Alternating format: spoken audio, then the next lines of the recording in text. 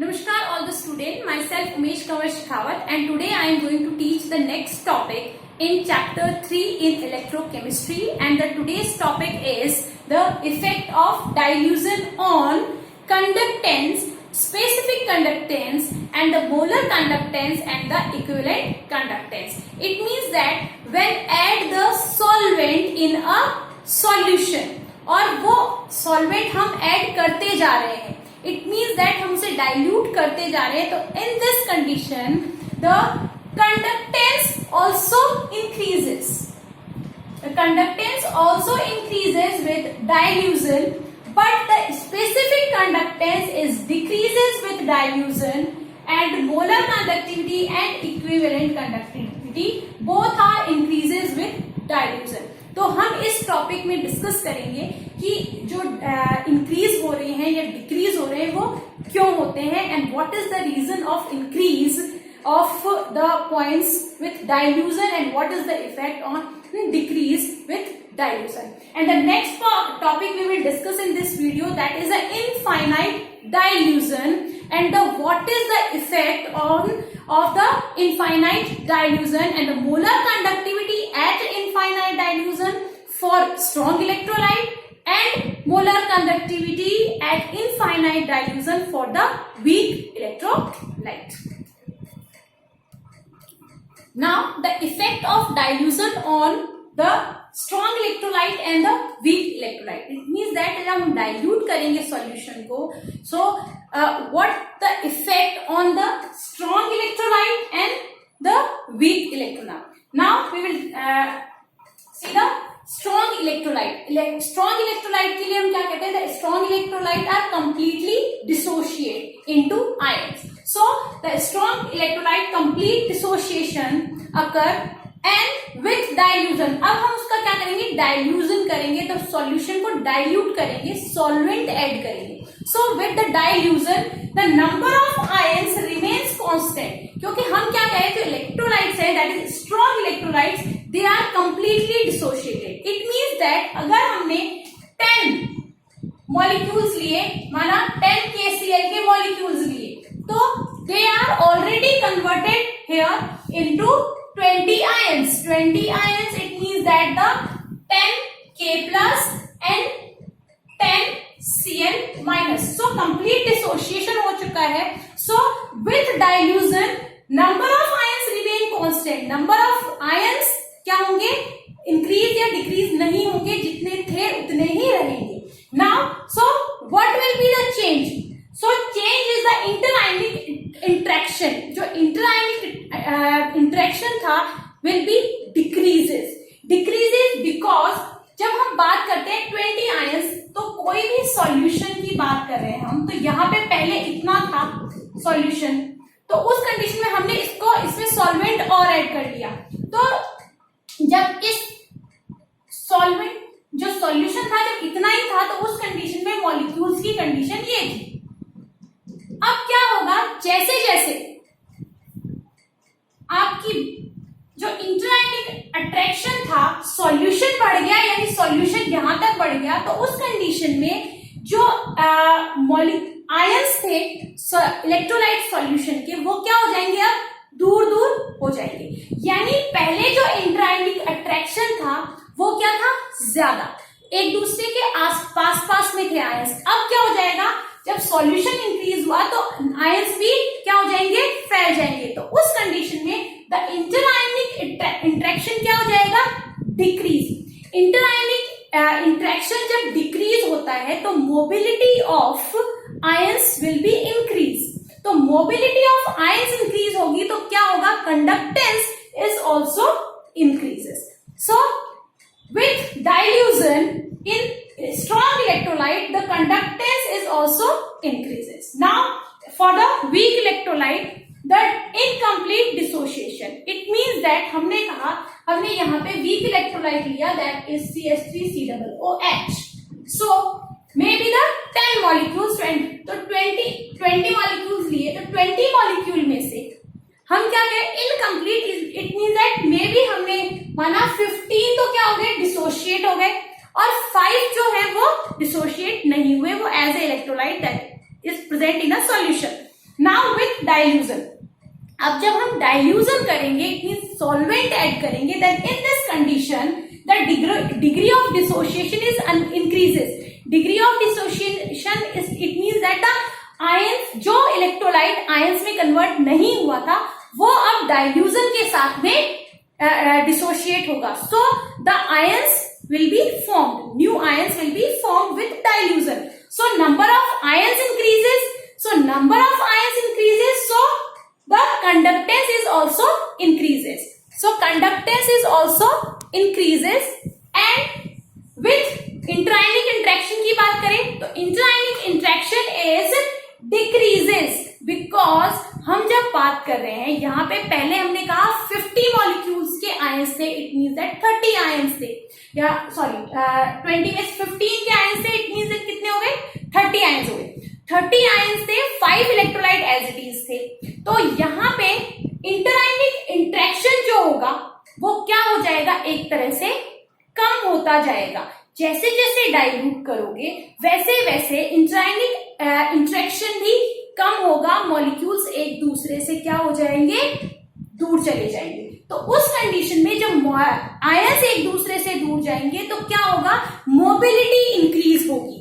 और जब आयंस की मोबिलिटी इंक्रीज होगी तो conductance also increases with dilution. That is the relation of the dilution with conductance in the both condition.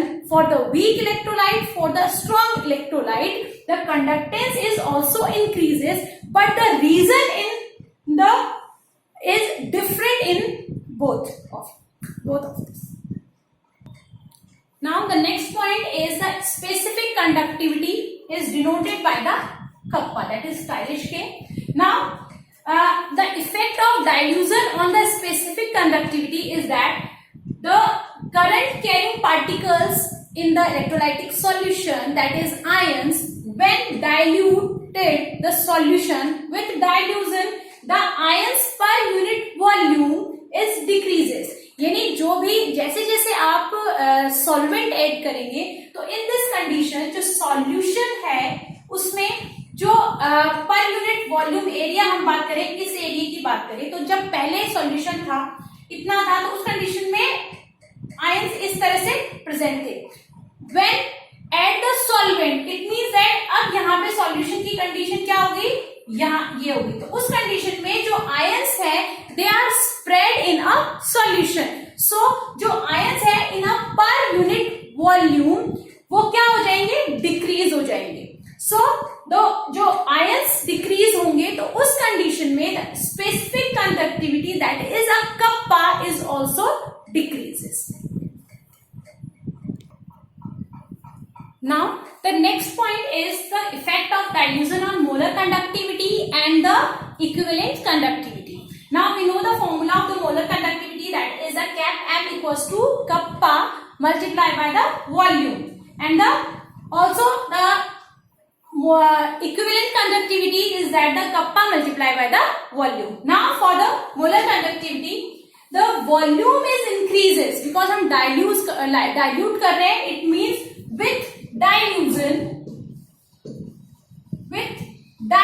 the volume is increases, so and the kappa is decreases, so volume, due to the volume increases, the molar conductivity is also increases, and the ratio of the kappa and the volume, यानी ये decrease हो रहा है, ये increase हो रहा है, तो एक तरह से ये वैल्यू क्या हो जाएगी, इक्वल हो जानी चाहिए. यहाँ पे कुछ चेंज ही नहीं होना चाहिए. बट यहाँ क्या है, जो वॉल्यूम है वो जो इंक्रीज हो रहा है उसका जो रेशो आ रहा है इन दोनों का, उस कंडीशन में वॉल्यूम कप्पा के कंपैरिजन में बहुत ज्यादा इंक्रीज होता है. So due to the increase of volume the molar conductivity is also increases with dilution.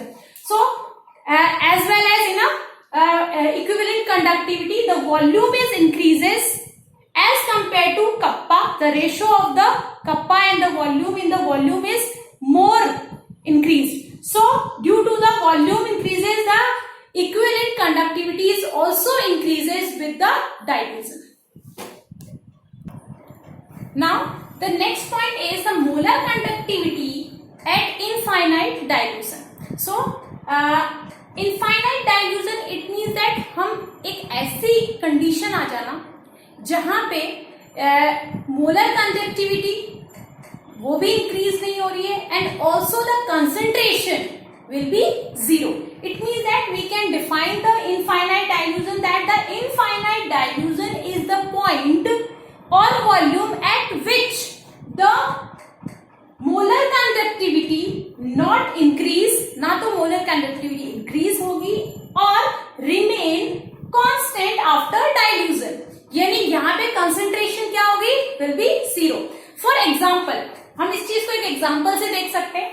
Dilution factor, हम डाइल्यूट कर रहे हैं किसी सॉल्यूशन को and this is the molar conductivity which is measured on with the dilution and the concentration. Now so जब हम 10 ml add करते हैं solvent in a solution, then the molar conductivity is 130 and in this condition the concentration is 0.3. Now after 20 ml, जब 20 ml add किया यानी अब हमने और ऐड किया तो 135 इसकी मोलर कंडक्टिविटी कैलकुलेट है. Now the concentration will be 0.2. Now again 30 ml, then the 140 and the concentration is 0.1. Now after adding the अब 40 ml कंसंट्रेशन डाइल्यूशन है तो क्या हो जाएगा? द मोलर कंडक्टिविटी क्या होगी? 145 and the concentration will be 0.0. Now again add some solvent, that is 50 ml. So in this condition again the molar conductivity is 145 and the concentration is also 0.0. यानी जिस point पे, यानी जहां पे dilution जो last हमने किया है वहां पे जहां पे मोलर कंडक्टिविटी क्या हो जाए? कांस्टेंट, यानी no change, that is a infinite dilution and denoted by the molar conductivity at infinite dilution, or also can write that is a cap M zero concentration, because infinite लिख दो type zero लिख दो, both are the same, that is a infinite dilution and the molar conductivity how can change with the dilution. Now the next point is the variation of conductivity and the molar conductivity with concentration. जब हम dilution करते हैं it means that solvent add करते हैं तो in this condition the concentration will be decreased. No, so for the both weak and strong electrolytes, जब हम week और स्ट्रॉन्ग इलेक्ट्रोलाइट्स की बात करेंगे तो कंडक्टिविटी डिक्रीज होती है विथ डिक्रीज इन कंसंट्रेशन. यानी जब हम डाइल्यूशन करते हैं तो उस कंडीशन में कंसंट्रेशन क्या हो जाएगा? डिक्रीज. और जब कंसंट्रेशन डिक्रीज होता है तो एक तरह से कंडक्टिविटी क्या हो जाएगी? Also decreases. हम इसको डाइल्यूशन की फॉर्म में रिलेशन देख चुके हैं, यहाँ पे हम कंसंट्रेशन के साथ बात करते हैं. Now the second is the molar conductivity is increase with decrease in a concentration with dilution. Dilution करेंगे तो उस कंडीशन में कंसंट्रेशन डिक्रीज होगी. जब कंसंट्रेशन डिक्रीज होती है तो molar conductivity is also increases. Now the when concentration approaches zero, concentration जब zero हो जाती है at a infinite dilution, the molar conductivity is also called the limiting molar conductivity. यानी at infinite dilution when the concentration is zero, in this condition we called also the limiting molar conductivity of the to the molar conductivity. Now the Debye-Huckel-Onsager give an equation. This is called as a Debye-Huckel-Onsager equation. That is a Debye equation, and that is the molar conductivity at any concentration is equals to the molar conductivity at infinite dilution or the zero concentration minus A, that is root C, that is concentration. Here the molar conductivity at zero concentration is the intercept and the minus A is the slope and the C is the concentration of solution. By the relation by plotting the graph in between the lambda m and the root c, we can draw the graph for the strong electrolytes and also for the weak electrolytes and check the variation that the what type of graph will obtain. Now for the strong electrolyte and the weak electrolyte, जब हम dilution करते हैं तो हमारे पास में जो values निकल के आती हैं of the molar conductivity and the concentration of the solution, तो उनके बीच में जब ग्राफ प्लॉट किया गया तो फॉर द स्ट्रॉन्ग इलेक्ट्रोलाइट जो ग्राफ आया वो इस तरह से स्ट्रेट लाइन ग्राफ आया। वो क्यों आया? बिकॉज जो जब हम डाइल्यूजन करते हैं तो दोनों ही कंडीशन में for the strong electrolyte and for the weak electrolyte जो कंडक्टेंस है वो इंक्रीज ही होगा। बट इंक्रीज होने के लिए जब हम बात करें हमने स्ट्रॉन्ग इलेक्ट्रोलाइट की तो हम क्या कहते हैं, number of ions remain constant, so number of ions increase नहीं होंगे। तो जितना ज्यादा हम क्या कह रहे हैं, that is the molar conductivity, यानी जो मोलर कंसंट्रेशन है ऑफ अ सॉल्यूशन, जितनी ज्यादा मोलर कंडक्टिविटी क्या होगी आपके इंक्रीज होगी, मोलर कंडक्टिविटी इंक्रीज होगी, उतना ही कंसंट्रेशन क्या होता जाएगा, डिक्रीज होगा।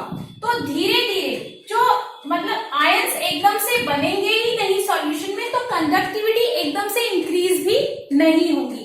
सो जो कंडक्टिविटी है, द मोलर कंडक्टिविटी है, वो डिपेंड कर रही है that is a dilution. It means that सिर्फ डाइल्यूजन होगा और उसमें जो आयंस है ऑलरेडी ही डिसोशिएटेड फॉर्म है, इलेक्ट्रोलाइट्स डिसोशिएटेड है, तो उस कंडीशन में आयंस पे डिपेंड नहीं करती कंडक्टेंस, और कंडक्टेंस डिपेंड करेगी ओनली विद द डाइल्यूजन। सो हमारे पास में ग्राफ इस तरह का आएगा। When for the weak electrolyte, plot the graph in between the molar conductivity and the concentration. So in this condition, शुरू में क्या कह रहे हैं हम, जो concentration है वो decrease हो रही है and the molar conductivity increase हो रही है। But कोई भी point आ सकता है at this point, एकदम से क्या हो जाएंगे, the ions will formed, और उस कंडीशन में जो कंडक्टेंस है वो एकदम से इंक्रीज होगी, और वो कब तक इंक्रीज होगी वी कांट से, बिकॉज जो कंडक्टेंस है वो डिपेंड कर रही है नंबर ऑफ आयंस पे।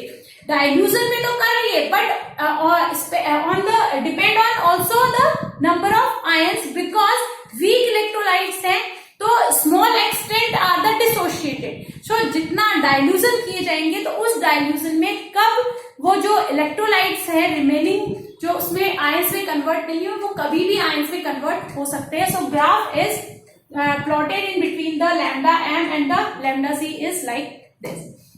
This is the variation in a graph for the strong electrolyte and the for weak electrolyte at a infinite dilution. Thank you very much.